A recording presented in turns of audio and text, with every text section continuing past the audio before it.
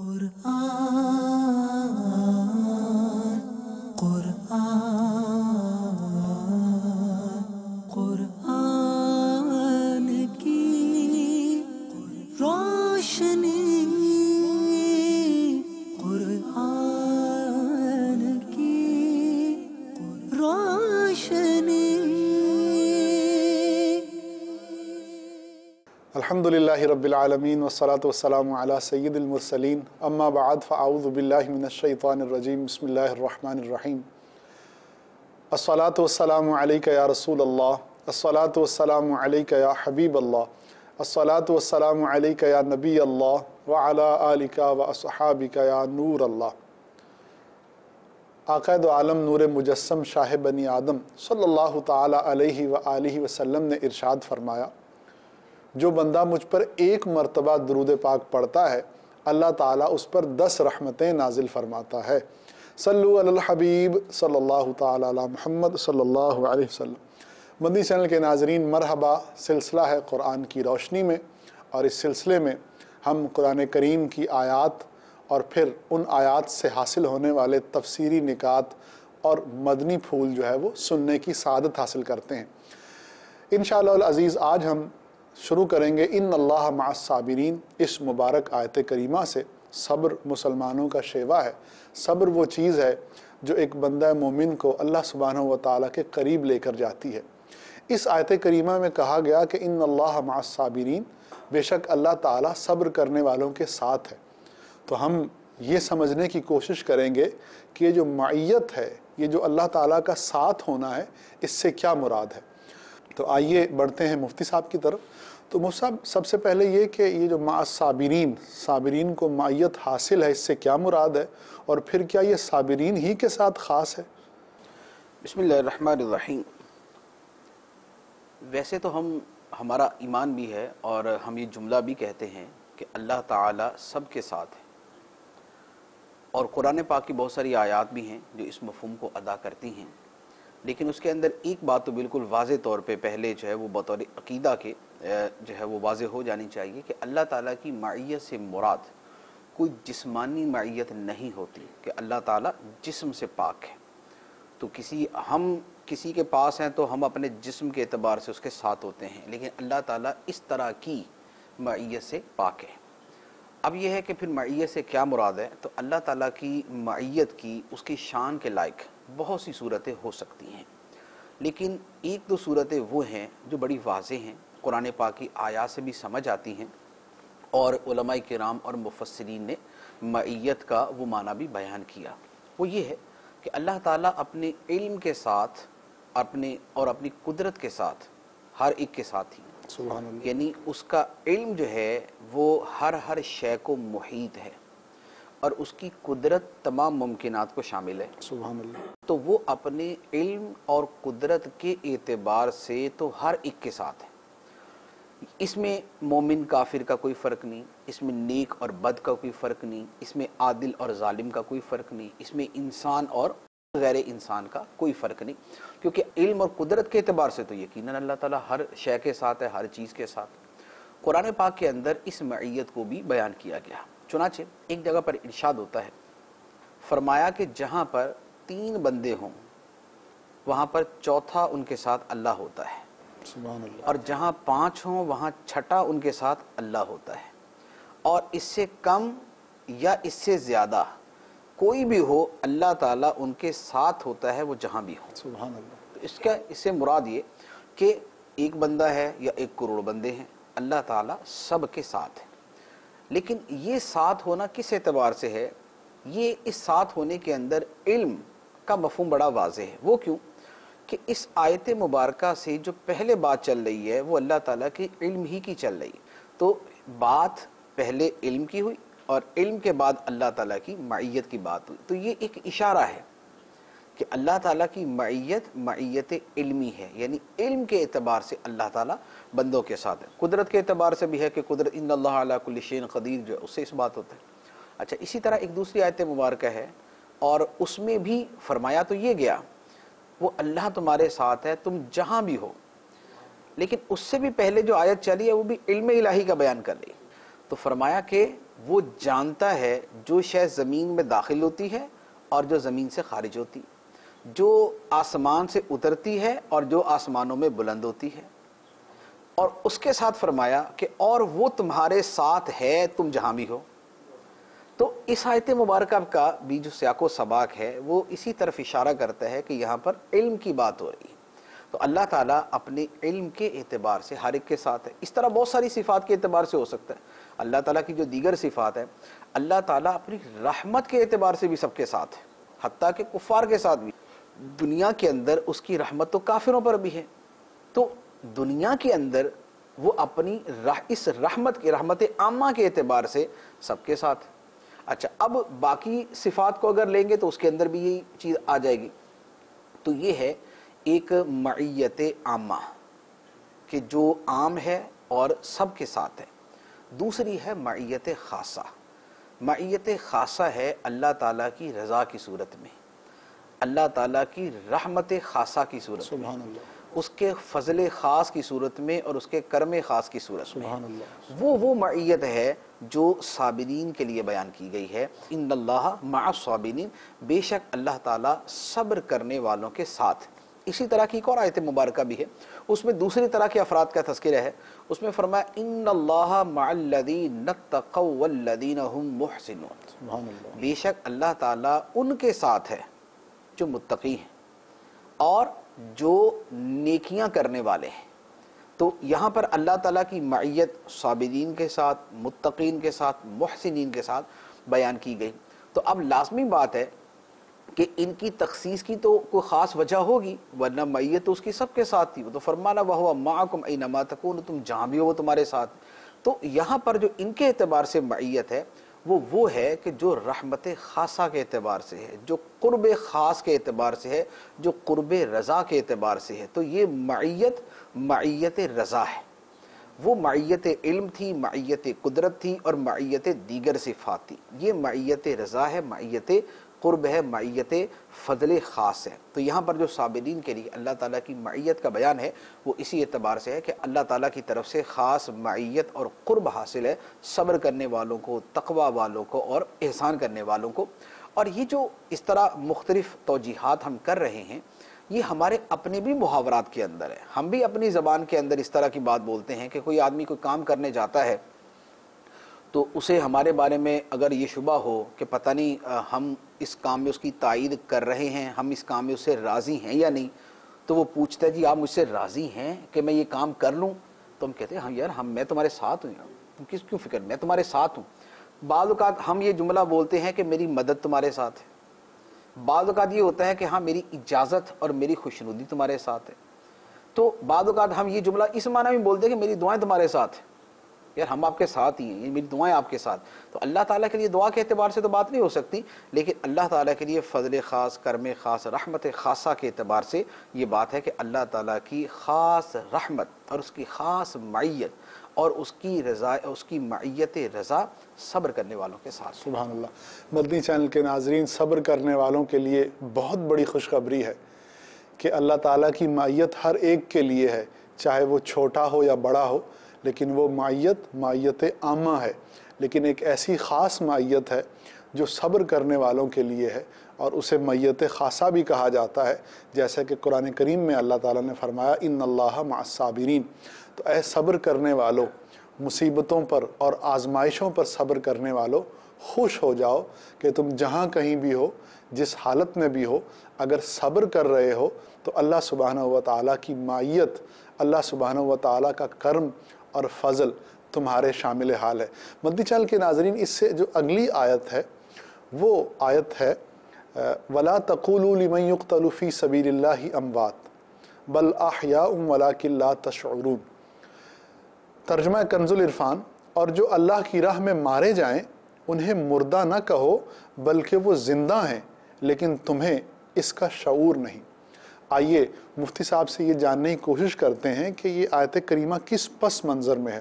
تو مفتی صاحب، اس کا جو شان نزول ہے یہ کس کانٹیکسٹ میں نازل ہوئی ہے؟ سب سے پہلی بات تو یہ، اور دوسری بات یہ جاننا چاہوں گا کہ صبر والی آیت سے متصل اس کو ذکر کیا گیا فوراً اس صبر والی آیت کے بعد، تو اس کا ربط کیا ہے پچھلی آیت سے؟ کیا کنیکشن ہے اس کا پچھلی آیت سے؟ جہاں تک اس کے شان نزول کا تعلق ہے، یہ آیت مبارکہ غزوہ بدر کے بعد نازل ہوئی۔ غزوہ بدر میں متعدد مسلمان شہید ہوئے، تو اس کے اوپر کچھ لوگوں کے دلوں میں ایسی بات آتی تھی، بولتے بھی تھے کہ یار ہمارے دوست تھے شہید ہو گئے، اگر زندہ ہوتے تو ہمارے ساتھ ہوتے، ہمارے ساتھ کھاتے پیتے، زندگی کے مزے اڑاتے۔ تو اس طرح کی باتیں ہوئی، اور یہ باتیں وہ ہیں کہ جو اپیرنٹلی تو اس میں کوئی ایسا حرج نہیں ہے، لیکن اس طرح کی باتوں کا بعض اوقات نتیجہ آئندہ کے لیے بزدلی کی صورت میں نکل سکتا ہے، کیونکہ جب کسی آدمی کے سامنے بولے کہ یار فلان جگہ گیا تھا، بس جو ہے نا وہ فوت ہو گیا، کاش کے زندہ ہوتا، آج ہمارے ساتھ بیٹھتا، یہاں باتیں کرتے، مزے کرتے، تو اس طرح کی بات سے دوسرا آدمی تھوڑا سا ڈی موٹیویٹڈ ہو جاتا ہے نا کہ نہیں بھائی یہ تو کام جو ہے خطرے والا ہے۔ تو اب یہ جو شہید ہوئے تھے غزوہ بدر کے موقع پہ، یہ تو اللہ تعالیٰ کے راستے میں شہید ہوئے تھے، اور یہ مطلوب شرع ہے، اپنی جان کی قربانی دینے کا بھی موقع آئے اور آدمی دریغ نہ کرے، یہ تو اسلام کے مطلوبات میں سے ہے۔ اب اگر اس طرح کی باتیں زیادہ ہوں اور شہید کے اعتبار سے ایسی ہی باتیں ہوں کہ یار بس ختم ہو جاتے، زندگی کے مزے ختم ہو جاتے ہیں، تو ایک ڈسکریج ہونے کی جو کنڈیشن ہے وہ پیدا ہو جاتی ہے۔ تو اللہ تبارک و تعالی نے یہ آیت مبارکہ نازل کر کے ان کے حوصلوں کو بلند کیا، ان میں ہمت پیدا کی، ان میں جرأت اور بہادری اور شجاعت پیدا کی، اور انہیں یہ احساس دلایا کہ یہ اس موجودہ زندگی کی اہمیت اپنی جگہ، لیکن اگر یہ زندگی خدا کی راہ میں دے دیتے ہو تو اللہ تعالیٰ اس سے بڑھ کر زندگی عطا فرما دیتا ہے۔ تو اس کا یہاں پر بیان فرمایا گیا، اور پھر اس میں یہ فرمایا کہ ان کو مردہ کہنا تو دور کی بات ہے، ان کا مردہ ہونا تو ایک جدا بات ہے، تمہیں ان کو مردہ کہنے کی بھی اجازت نہیں۔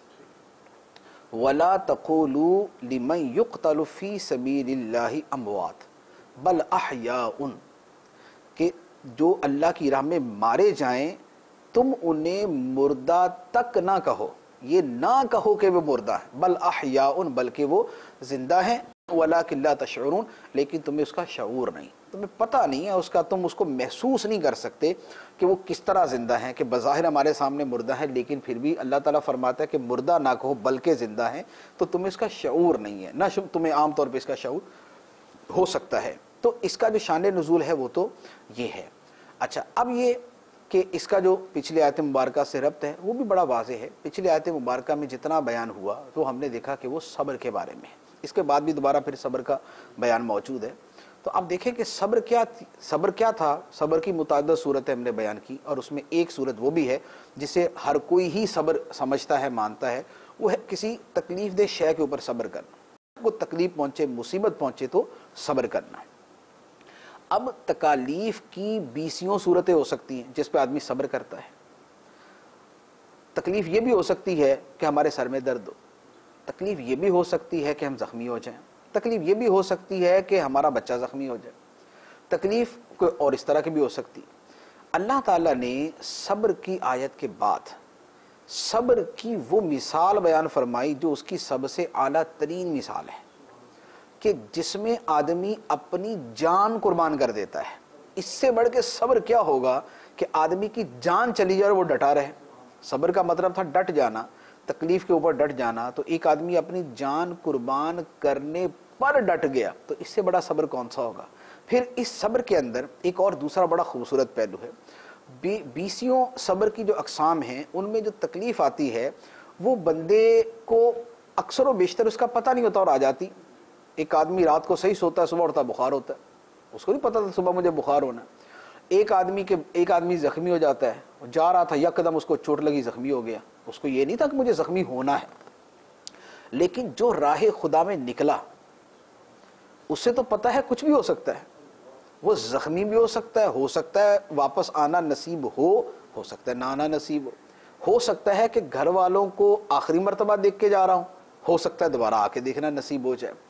تو یہ جو بندہ صبر کر رہا ہے اس کا صبر قدم قدم پہ ہے، سبحان اللہ، اس کا صبر قدم قدم پہ ہے۔ اچھا، پھر دوسرے بہت اکثر و بیشتر مسائب وہ ہیں جن کا ڈیوریشن بہت کم ہوتا ہے، بخار ہے، بیماری ہے، عام زخم ہے، تو 2-4 دن، 10 دن، 15 دن، 20 دن میں صحیح ہو جاتا ہے، لیکن یہاں پر ہر لمحہ وہ دھڑکا لگا ہوا، وہ کھٹکا لگا ہوا کہ پتہ نہیں اب جو ہے وہ جان دینے کی باری آئی یا اب جان دینے کی باری آئی، اب مارا جاؤں گا یا اب مارا جاؤں گا۔ اگر وہ 100 دن بھی راہ خدا کے اندر مسلسل اپنی اس کوشش میں لگا ہوا تو 100 کے 100 دنوں کے اندر اس کی کیفیت یہی ہے، اس کو صبح بھی یہی ڈر، شام بھی یہی ڈر۔ پچھلے زمانوں کے اندر تو چلے اتنی بات تھی کہ آپس میں جو لڑائیاں ہوتی تھی ملکوں کی وہ دن کے وقت ہوتی تھی، دن کے وقت ہی، رات کے وقت نہیں۔ اب کے اعتبار سے منطبق کریں تو 24 گھنٹے کسی بھی وقت، رات کے 12 بجے ہوں یا 13 بجے ہوں، دونوں صورتوں کے اندر آدمی کو خوف ہے کہ پتہ نہیں کیا واقع ہو جائے گا، پتہ نہیں کیا واقع ہو جائے گا۔ تو یہ آیت مبارکہ چونکہ یہ جو صورت ہے صبر کی، یہ صبر کی دیگر مثالوں میں نہایت ممتاز، نہایت اعلیٰ درجے کی ہے، اس لیے اللہ تبارک و تعالیٰ نے آیت صبر کے بعد اس کی جو بہترین مثال ہے وہ اللہ تعالیٰ نے بیان فرمایا۔ سبحان اللہ، بہت خوب۔ مدنی چینل کے ناظرین، اگر صبر کی بہترین مثال دیکھنی ہو تو انہیں دیکھیے جنہوں نے اللہ سبحانہ و تعالیٰ کی راہ میں اپنی جانوں کو قربان کر دیا ہے، اور پھر اس کوشش میں لمحہ لمحہ ہر گھڑی اس بات کا دھڑکا لگا رہتا ہے کہ شاید ابھی وہ لمحہ آ جائے جس کا ہمیں انتظار ہے۔ دوبارہ اسی آیت کریمہ کے حوالے سے کہ وَلَا تَقُولُوا لِمَن يُقْتَلُ فِي سَبِيلِ اللَّهِ أَمْوَاتٌ بَلْ أَحْيَاءٌ وَلَٰكِن لَا تَشْعُرُونَ۔ اچھا مفتی صاحب، ایک تو یہاں زندہ کہا گیا کہ یہ جو ہستیاں ہیں، شہداء جو ہیں، یہ زندہ ہیں، تو زندگی سے کیا مراد ہے؟ بظاہر تو وہ دنیا سے چلے جاتے ہیں، تو پھر زندگی سے کیا مراد؟ نمبر 1۔ نمبر 2، ان کے جانے کے بعد جو ان کی بیویاں ہیں یا ان کا ترکہ ہے، اب چونکہ اگر وہ زندہ ہیں تو پھر بیویوں سے نکاح نہیں ہونا چاہیے، لیکن نکاح بھی ہوتا ہے، تو نکاح کا ہونا یا یہ ترکے کا ہونا، اس حوالے سے کیا اسلام کی تعلیمات؟ دیکھیں، یہ وہ چیز ہے جس کے بارے میں اللہ تعالیٰ نے پہلے بتا دیا وَلَٰكِن لَا تَشْعُرُونَ، تمہیں شعور نہیں۔ ہمارے جو پہلے میں دوسرے ہی حصے کا جواب دے دیتا ہوں کہ اگر شہداء زندہ ہیں جیسا کہ قرآن نے بیان فرمایا اور ہمارا ایمان ہے کہ زندہ ہیں، تو پھر ان کی بیوی آگے نکاح ان کو کرنے کی کیوں اجازت ہے، اور ان کا مال بطور وراثت کے کیوں تقسیم کیا جاتا ہے؟ تو اس کی وجہ یہ ہے کہ جس حیات کے یہ احکام ہیں کہ بغیر طلاق کے عورت آگے شادی نہیں کر سکتی عدت گزارے بغیر، اور اس کا مال جو ہے اس کے ورثہ میں تقسیم نہیں ہو سکتا، وہ زندگی ہے جس کا ہمیں شعور ہے، وہ زندگی ہے جو ہم گزارے، جو اس وقت میں گزارا، جو آپ گزارے، یہ زندگی وہ ہے جس کا ہمیں شعور حاصل ہے، ہم اسے محسوس کرتے ہیں، ہم سمجھتے ہیں، تو اس زندگی کے وہ احکام۔ ٹھیک ہے۔ بقیہ جو حیات اللہ تعالیٰ نے ان کو عطا فرمائی ہے وہ حیات وہ ہے وَلَٰكِن لَا تَشْعُرُونَ والی، لہذا وہ حیات اپنی جگہ قطعی ہے، یقینی ہے کہ جب اللہ تعالیٰ فرما رہا ہے بل احیاء، سبحان تو اللہ۔ اس سے بڑھ کے ایویڈنس کیا چاہیے؟ اس سے بڑھ کر جو ہے وہ قطعی ثبوت اور کیا ہو سکتا ہے؟ لیکن چونکہ نظام دنیا کے اپنے تقاضے ہیں، نظام آخرت کے اپنے تقاضے ہیں، تو نظام دنیا کے اعتبار سے وہ ساری اجازتیں ہیں کہ ان کی جو بیویاں ہیں وہ عدت گزار کے آگے شادی کر سکتی ہیں، ان کا مال جو ہے وہ پڑے گلے سڑے گا تو نہیں بلکہ اس کو تقسیم کیا جائے گا، تو وہ سارے احکام ان پر لاگو کر دیے گئے، اور وہ ویسے اللہ تعالیٰ کے امر کے اعتبار سے زندہ ہیں جیسے اللہ تعالیٰ نے فرما دیا۔ اب یہ ہے کہ زندہ ہے تو پھر زندگی کا مطلب کیا ہے؟ تو دیکھیں، زندگی کا ہم جو عمومی طور پہ مفہوم لیتے ہیں وہ یہ ہے کہ ہمارے جسم کے اندر روح موجود ہے، اور ہمیں محسوسات ہیں، ہمیں شعور ہے، ہمیں یہ چیزیں حاصل ہے، یہ زندگی ہے۔ یہاں پر جب بات کی جاتی ہے تو مفسرین نے اس کی توجیحات کی۔ ویسے تو معنی حیات و ممات کے اعتبار سے بھی ایک بڑی پیچیدہ بحث ہے، لیکن وہ یہاں کرنا جو ہے وہ کافی جو ہے وہ مشکل ہوگا، کیونکہ اس کو سمجھنا بڑا مشکل ہے۔ ہم تو یاد کر کے بیان کر ہی دیں گے، لیکن اس کو سمجھنا کافی مشکل ہے۔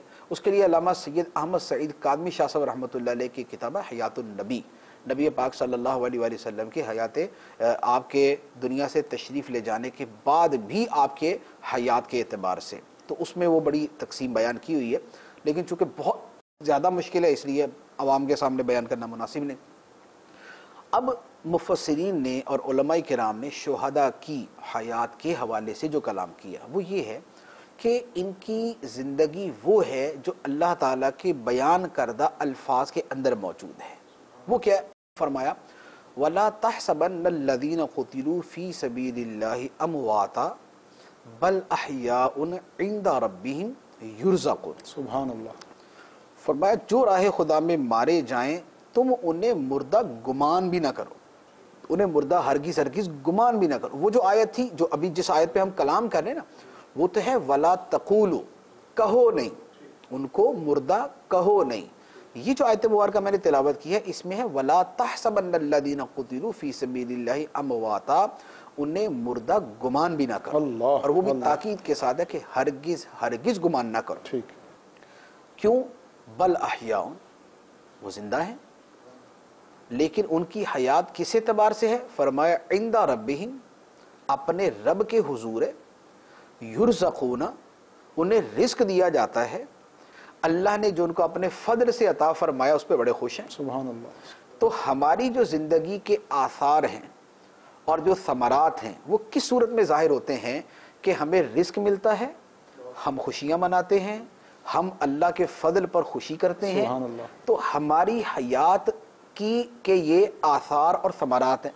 تو اللہ تعالیٰ نے ان کی حیات کے جو آثار و ثمرات ہیں وہ بیان فرما دیے کہ وہ زندہ ہیں، رزق ملتا ہے ان کو، اور اللہ نے جو ان کو عطا فرمایا اس پہ خوش ہیں، بلکہ صرف اسی پہ خوش نہیں، اس کے ساتھ یستبشرون، بلکہ مزید خوشخبریاں وصول کرتے ہیں۔ سبحان اللہ، بہت مزید خوشخبریاں وصول کرتے ہیں، خوشیاں مناتے ہیں۔ اللہ۔ تو یہ وہ آثار حیات ہیں جو اللہ تعالیٰ نے ان کے حوالے سے بیان کیے، تو لہذا ان کی حیات اس اعتبار سے اسے اب اچھا پھر ایک تو یہ صورت، دوسرا یہ ہے علماء نے یہ فرمایا کہ ان کی حیات ان کے ثواب کے جاری رہنے کے اعتبار سے، جیسے زندہ آدمی کے اعمال جاری ہوتے ہیں اسے ثواب ملتا رہتا ہے مسلسل، اسی طرح شہید چونکہ اللہ تعالیٰ کی راہ میں ایسی ایک مثال قائم کر کے جاتا ہے کہ جس مثال کو دوسرے فالو کرتے ہیں کہ راہ خدا میں جان دینی ہے، راہ خدا میں قربانی دینی ہے، اللہ تعالیٰ کے دین کی خاطر جان دینے سے دریغ نہیں کرنا، تو چونکہ جو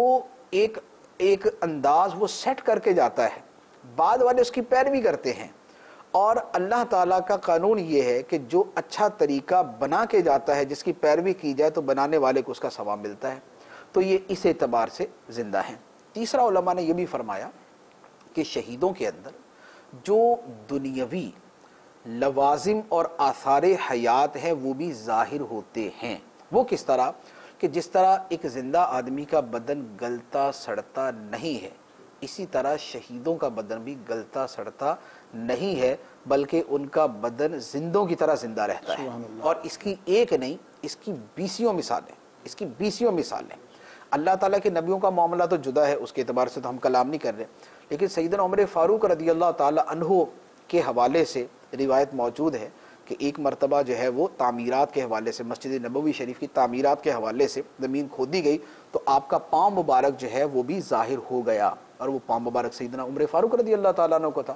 اسی طرح ایک مرتبہ ایک نہر کھودنے کے لیے احد شریف کے جو شہداء تھے وہاں سے جب کھدائی ہوئی تو ان کے اجسام مبارکہ صحیح سلامت وہاں پر موجود تھے، تو وہ جو صحت و سلامتی بدن کی ہے، جو بدن کی صحت اور بدن کی سلامتی ہے وہ ان شہیدوں کے ساتھ بھی موجود تھی، بلکہ ابھی بھی یہ ہوتا ہے کہ بعض اوقات برسوں بعد 20 40 100 سال کے بعد ابھی بھی شہیدوں کی قبریں کھلتی ہیں تو ان کے بدن سلامت ہوتے ہیں۔ بے شک بہت۔ تو یہ وہ حیات ہے جو اللہ تعالیٰ نے بیان فرمائی کہ نہ مردہ کہو نہ سمجھو، سبحان اللہ، نہ مردہ کہو نہ سمجھو، یہ زندہ ہیں، اور ان کی زندگی کے ہم اپنی آنکھوں سے آثار کا مشاہدہ بھی کر لیتے ہیں۔ سبحان اللہ۔ مدنی چینل کے ناظرین، اللہ سبحانہ و تعالیٰ نے جو قرآن کریم میں فرمایا وہ بغیر کسی شک اور شبے کے حق ہے اور سچ ہے، اور جو اس ذات پاک نے فرما دیا اس کا مشاہدہ ہم کرتے رہتے ہیں۔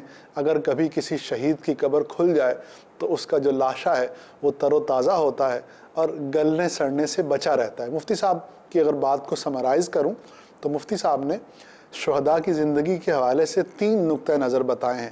ایک نقطۂ نظر یہ ہے کہ وہ اس عالم میں زندہ ہیں، جنت میں زندہ ہیں، جہاں وہ کھاتے پیتے ہیں اور خوشیاں مناتے ہیں، جیسے ہم اپنی اس حصی اور ظاہری زندگی کو ایسے انجوائے کرتے ہیں کہ ہم کھاتے ہیں، اللہ تعالیٰ کے فضل اور اس کے کرم پر خوشیاں مناتے ہیں، خوشی کا اظہار کرتے ہیں، تو وہ بھی इन्हीं सादतों से उस आलम में लुत्फ़ अंदोज़ होते हैं। दूसरी बात जो मुफ्ती साहब ने फरमाई वो ये थी कि अल्लाह सुब्हानहू व तआला ने उनकी ज़िंदगी को ऐसे कायम रखा है कि उनका सवाब का जो सिलसिला है वो जारी है। वो अगरचे ज़ाहिरन इस दुनिया से तशरीफ़ ले जा चुके हैं, लेकिन उनके नामा आमाल में उनके उन आमाल का सवाब वैसे ही लिखा जा रहा है जैसे वो दुनिया में उन आमाल को किया करते थे। अल्लाह अकबर। और जो तीसरी बात है वो ये है कि उनकी रूहों का उनके जिस्म के साथ एक ताल्लुक़ है। उनका जिस्म कब्र में मौजूद है, लेकिन रूह उससे ऐसे कनेक्ट है कि वो रूह और जिस्म का जो कनेक्शन है वो उनके लाशों को गलने, सड़ने और ख़राब होने से बचा लेता है। अल्लाह ताला हमें भी ऐसी ही ज़िंदगी अता फ़रमाए। अच्छा मुफ्ती साहब, शुहदा की ज़िंदगी के हवाले से गुफ्तगू हुई, तो शुहदा के लिए ज़िंदगी साबित है। यहाँ मैं चाहूँगा कि आप ज़रा इस बात पर भी रोशनी डालें कि ये तो शुहदा के लिए है, लेकिन अम्बिया जो हैं वो तो शुहदा से भी अफजल हैं। शुहदा तो अक्सर औकात उम्मती होते हैं, तो क्या अम्बिया के लिए भी ये फ़जीलत साबित है? और इसी तरीके से जो औलियाए उम्मत हैं, क्या उनके लिए भी ये फ़जीलत साबित होगी? अम्बिया अलैहिमुस्सलातु वस्सलाम के बारे में हमारा मुसलमानों का अकीदा ये है कि वो अपनी मुबारक कब्रों में ज़िंदा हैं और उनकी ज़िंदगी दुनियावी है, जिस्मानी है, और वो ज़िंदगी के उनमें जो ज़िंदगी के असरात व समरात हैं वो शहीदों की बनिस्बत हज़ारों गुना ज़्यादा। सुभान अल्लाह, बहुत खूब। वो हकीकी ज़िंदगी के साथ ज़िंदा हैं, वो दुनियावी ज़िंदगी के साथ ज़िंदा है, और वो जिस्मानी ज़िंदगी के साथ ज़िंदा हैं। और ये वो बात है जो कुरान पाक की आयात से मुस्तफ़ाद और सरी अहादीस मुबारका में मौजूद है। आयात मुबारका की तरफ आए। नबी करीम सल्लल्लाहु तआला अलैहि वसल्लम के बारे में अल्लाह तबारक व तआला ने इरशाद फरमाया, वला अन तनकिहू अज़वाजहू मिन बादिही अबादा, कि नबी करीम सल्लल्लाहु अलैहि वसल्लम के विसाले ज़ाहरी के बाद ए मुसलमानों, तुम में कोई कभी भी इनकी बीवियों से निकाह ना करे। अब आप शहीदों का मामला देखें कि शहीदों के अंदर ये इजाज़त मौजूद है कि उनकी बीवियां बाद में निकाह करें, क्योंकि अहकाम दुनिया के एतबार से उन पर मौत के अहकाम जारी किए गए। लेकिन नबी करीम सल्लल्लाहु अलैहि वसल्लम का मामला उससे वराउल वरा कि आपकी अज़वाज को इसकी भी इजाज़त नहीं कि वो आपके विसाले ज़ाहरी के बाद निकाह कर सके, क्योंकि आपकी जो हयात के अहकाम है उससे भी बढ़कर है। अच्छा, फिर शहीदों के बारे में ये था कि उनका माल बतौर विरासत के उनके वरसा में तकसीम होगा, लेकिन नबी करीम सल्लल्लाहु तआला अलैहि वसल्लम ने अपने और जुमला नबियों के बारे में इरशाद फरमाया, ला नूरिसु मा तरकनाहु सदक़तु, कि हम विरासत नहीं छोड़ते, हमारा जो बाकी बचेगा सब सदका दिया जाएगा, क्योंकि विरासत मैयत की है, विरासत मैयत की है और इनके लिए मैयत के अहकाम नहीं, लिहाजा इनका माल बतौर विरासत के तकसीम नहीं किया जाएगा। जैसे अपनी ज़िंदगी में ये सदका दिया करते थे, इसी तरह इनकी ज़िंदगी के बाद उसको सदके के तौर पे दे दिया जाएगा। तो एक तो ये बात। दूसरी बात, नबी करीम सल्लल्लाहु तआला अलैहि वसल्लम की सरी हदीस मुबारक है, इरशाद फरमाया, अल अंबियाउ अहयाउन फी क़ुबूरिहिम, नबी अपनी कब्रों में ज़िंदा हैं, युसल्लून, वो नमाज़ें पढ़ते हैं। एक दूसरी हदीस मुबारक में है, उसमें इरशाद फरमाया, फ़नबियुल्लाहि हय्युन युरज़क़, तो अल्लाह का नबी ज़िंदा होता है, उसे रिज़्क़ दिया जाता है। जैसे शहीदों के बारे में ना युरज़क़ून, उन्हें रिज़्क़ दिया जाता है, यहाँ नबियों के बारे में हदीस मुबारक में सराहतन फरमाया गया, फ़नबियुल्लाहि हय्युन युरज़क़, तो अल्लाह का नबी ज़िंदा होता है, उसे रिज़्क़ दिया जाता है। अच्छा, फिर ये ज़िंदगी मैंने अर्ज़ किया ये जिस्मानी है, ठीक है, ये हकीकी है जी, ये बिल्कुल दुनियावी है। तो अब उसके असरात देखें। मुस्लिम शरीफ की हदीस मुबारक है, नबी करीम सल्लल्लाहु तआला अलैहि वसल्लम ने इरशाद फरमाया कि शब मेराज मेरा गुज़र हज़रत मूसा अलैहिस्सलातु वस्सलाम की कब्र के पास से हुआ और वो अपनी कब्र में खड़े नमाज पढ़ रहे थे। सुभान अल्लाह, सुभान अल्लाह। अब आप बताइए कि कब्र के अंदर जो रखा जाता है वो तो जिस्म मुबारक रखा जाता है ना, और अंबिया अलैहिमुस्सलातु वस्सलाम के हवाले से हम ये कहेंगे कि रूह मुबारक भी उनके साथ मौजूद। और जो खड़े होने का वस्फ है जी, ये तो जिस्म का है, जिस्म खड़ा होता है और रूह उसके साथ होती है। تو نبی کریم صلی اللہ علیہ وآلہ وسلم فرماتے ہیں کہ میں موسیٰ علیہ السلام مررت بقبر موسیٰ، میں موسیٰ علیہ السلام کے قبر کے پاس سے گزرا، وہ ایک سرخ ٹیلے کے پاس تھی اور وہ اپنی قبر میں کھڑے نماز پڑھ رہے تھے۔ تو یہ جسمانی حیات ہے، یہ حقیقی حیات ہے، اور یہ ان کی پوری دنیاوی حیات ہے کہ جیسے دنیا میں نماز پڑھی جاتی ہے اسی طرح اپنی قبر مبارک میں وہ نماز پڑھ رہے تھے۔ اور یہی وہ بات ہے جو نبی پاک علیہ السلام نے دوسری جگہ فرمائی، الانبیاء احیاء فی قبورہم یصلون، سبحان اللہ۔ انبیاء اپنی قبروں میں زندہ ہوتے ہیں اور نماز پڑھتے ہیں۔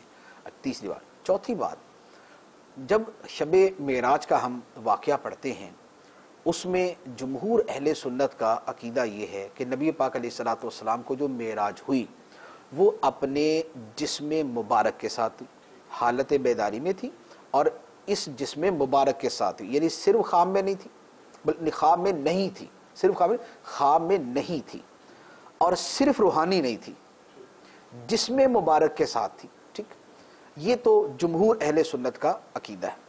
اب احادیث معراج کے اندر ایک نہیں 20 روایتیں موجود ہیں کہ نبی پاک صلی اللہ علیہ وآلہ وسلم جب اپنے اس جسم مبارک کے ساتھ مسجد اقصی میں گئے تو مسجد اقصی میں آپ نے نبیوں کی امامت فرمائی۔ بے شک۔ ٹھیک، اب آپ اس پر غور کریں کہ کیا صورت یہ تھی کہ مصلی پر تو ایک جسم مبارک بما اپنی روح کے ہے اور پیچھے صرف ساری روحیں کھڑی، جی ایسا نہیں، یا یہ ہے کہ آگے نبی پاک صلی اللہ علیہ وآلہ وسلم اپنی جسم روح کے ساتھ تھے اور پیچھے جملہ انبیاء علیہم السلام بھی اپنے اجساموں اور ارواح مبارکہ کے ساتھ؟ بالکل ایسا۔ تو یہی صورت ہے کہ سرکار دو عالم صلی اللہ علیہ وآلہ وسلم بھی اپنے جسم روح کے ساتھ تھے اور پیچھے انبیاء علیہم السلام بھی اپنے اجسام مبارکہ اور اپنی ارواح مبارکہ کے ساتھ تھے۔ تو اب یہ جو سارے وہاں تھے، سب نے نماز پڑھی، یہ زندگی جسمانی ہے، حقیقی ہے اور بالکل دنیاوی ہے کہ جیسے دنیا میں نماز پڑھی جا رہی ہے ویسے وہاں پر نماز ادا کی جا رہی ہے۔ تو انبیاء علیہم السلام کے بارے میں ہمارا یہ عقیدہ ہے اور یہ اہل سنت کا متفقہ عقیدہ ہے کہ اس کا انکار جو ہے وہ گمراہی اور ضلالت ہے۔ تو شہیدوں کے لیے جو زندگی ہے وہ بھی ثابت ہے، اور جو شہیدوں سے بہت بڑھ کر ہیں، جو بہت بڑھ کر ہیں، ان کے لیے بھی حیات مبارکہ اپنی ان کی قبروں کے اندر ثابت ہے۔ سبحان اللہ۔ مدنی اس چینل پر ایک میں اور چیز عرض کروں گا، اگر اس موضوع پر مطالعہ کرنا ہو تو اس پر تو 20 کتابیں، نبی انبیاء علیہم السلام کی حیات مبارکہ کے اوپر 20 کتابیں، علامہ سیوطی رحمۃ اللہ علیہ کی اس پر کتاب ہے، اسی طرح امام بہقی رحمۃ اللہ علیہ کی اس پر کتاب ہے، اسی طرح اعلیٰ حضرت علی رحمہ کی کتاب ہے، اور دیگر علماء کی اس موضوع کے اوپر کتابیں موجود ہیں۔ ان کتابوں کا مطالعہ کیا جائے تو یہ ساری کی ساری روایت، تقریباً 50 روایتیں انبیاء علیہم السلام کی حیات مبارکہ کے اوپر بیان کی گئی۔ سبحان اللہ۔ مدنی چینل کے ناظرین، شہداء سے بات چلی ہے اور انبیاء تک پہنچی ہے۔ انبیاء کا مقام بہت بلند ہے۔ جو شہداء کو حیات نصیب ہوتی ہے اس سے 1000 گنا زیادہ، اس سے کئی درجے بڑھ کر انبیاء کو حیات دی گئی ہے۔ وہ اپنی قبروں میں زندہ ہیں، رزق دیے جاتے ہیں، اور جیسے ہم دنیاوی طور پر اپنی اس جسمانی حیات کے ساتھ ادراک و شعور تمام چیزیں اپنے ساتھ لیے ہوئے ہیں، ایسے ہی انبیاء اپنے مکمل ادراک اور شعور کے ساتھ اپنی قبروں میں جلوہ فرما ہیں۔ اور پھر سید الانبیاء حضرت محمد مصطفیٰ صلی اللہ تعالیٰ علیہ وسلم کہ خود حیات کا وجود بھی آپ صلی اللہ علیہ وسلم کے وجود کی وجہ سے ہے، اور تمام قسم کے وجودوں کو سوائے اللہ سبحانہ و تعالیٰ کے، اور اس پوری دنیا کو جو زندگی بخشی گئی ہے وہ خود آقا دو عالم صلی اللہ تعالیٰ علیہ وآلہ وسلم کی وجہ سے ہے۔ آپ وجہ تخلیق کائنات ہیں۔ اور پھر ایسا کیوں نہ ہو کہ اللہ سبحانہ و تعالیٰ کی عطا سے وہ جسے جو چاہتا ہے عطا فرماتا ہے۔ خود اس نے اپنے نبیوں کو اور بالخصوص سرور دو عالم صلی اللہ علیہ وسلم کو ایسی حیات عطا فرمائی ہے کہ دوسری تمام زندگیاں اس حیات سے بھیک مانگتی نظر آتی ہیں۔ آقا دو عالم صلی اللہ تعالی وسلم کی حیات مبارکہ کے حوالے سے ظاہری طور پہ اس دار فانی سے کوچ کر جانے کے بعد، اس دار فانی سے چلے جانے کے بعد ایک واقعہ عرض کرتا ہوں۔ حضرت مولا علی مشکل کشا رضی اللہ تعالیٰ عنہ راوی ہیں کہ ایک دیہاتی جو ہے وہ آقا دو عالم صلی اللہ تعالی وسلم کی ظاہری وفات کے 3 دن کے بعد آپ کی قبر منور پر آتا ہے اور آ کر اپنے آپ کو قبر مبارکہ پر گرا لیتا ہے، روتا ہے، گر گراتا ہے اور عرض کرتا ہے کہ یا رسول اللہ میں نے اپنی جان پر ظلم کیا ہے، اور جن لوگوں نے اپنی جان پر ظلم کیا ہو آپ ان کو اللہ تعالیٰ کی بارگاہ سے معافی دلواتے ہیں۔ یا رسول اللہ میں بھی معافی کا طلبگار ہوں، میں بھی گناہوں کی بخشش کی تمنا اور آرزو لیے ہوئے آپ کی بارگاہ میں حاضر ہوں، مجھ پر بھی نظر کرم ہو جائے، کرم فرما دیجئے اور مجھے گناہوں کی معافی دلوا دیجئے۔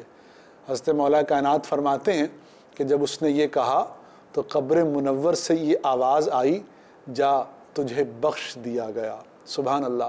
مدنی چینل کے ناظرین، اس سے بڑی اور دلیل کیا ہو کہ جیسے وہ مبارک ہستی اس دنیا میں جب ظاہری حیات کے ساتھ موجود تھی تو گناہگاروں کے لیے معافی اور بخشش کی ضمانت تھی، ویسے ہی وہ ہستی اس دنیا سے ظاہری پردہ فرما جانے کے بعد اپنی قبر منور میں بھی اپنے امتیوں کے لیے رحمت ہے اور بخشش کا سبب ہے۔ اللہ تعالیٰ ہمیں آقا دو عالم صلی اللہ تعالیٰ علیہ وآلہ وسلم کی شفاعت بروز قیامت نصیب فرمائے اور ہمارے گناہ حضور کی شفاعت کے ذریعے بخشے جائیں، آمین بجاہ النبی الامین۔ مفتی صاحب نے اس کے کافی سارے مصادیق کو جو ہے وہ بیان فرما دیا ہے۔ اللہ اکبر۔ بحیثیت مومن، ایک مسلمان ہونے کی حیثیت سے ہمیں اللہ تعالیٰ کی رضا پہ راضی رہنا چاہیے، اور جب کبھی بھی ہم اپنے آپ کو کسی اس طرح کی آزمائش میں دیکھیں تو یہ بات ہم اپنے آپ کو یاد دلائیں کہ یہ آزمائش ہے اور اس کے ذریعے اللہ سبحانہ و تعالی ہمیں اپنا قرب عطا فرمانا چاہتا ہے۔ صبر کیجئے، جب آپ صبر کریں گے تو یہ جو مصیبت ہے ایک تو ہلکی ہو جائے گی، دوسرا یہ بے پناہ اجر و ثواب لے کر آئے گی، اور آپ اس کے بعد ایک سچے پکے مسلمان بن کر اس آزمائش سے باہر آئیں گے۔ اللہ تعالی ہمارا حامی و ناصر ہو، اور اللہ سبحانہ و تعالی ہمیں اسلام کی تعلیمات پر صحیح طریقے سے عمل کرنے کی توفیق عطا فرمائے، آمین بجاہ النبی الامین۔ صلو علی الحبیب صلی اللہ تعالی علی محمد صلی اللہ علیہ وسلم۔ قرآن